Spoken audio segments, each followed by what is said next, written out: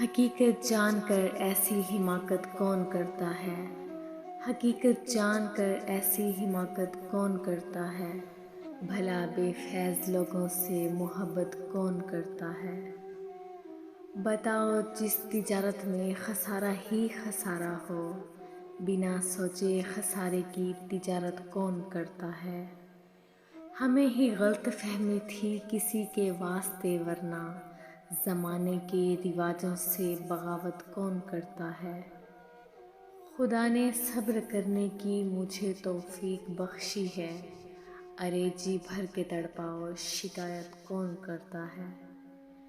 किसी के दिल के ज़ख्मों पर मरहम रखना ज़रूरी है, मगर इस दौर में हमदम ये ज़हमत कौन करता है। हमारे चैनल को लाइक, शेयर और सब्सक्राइब ज़रूर कीजिए।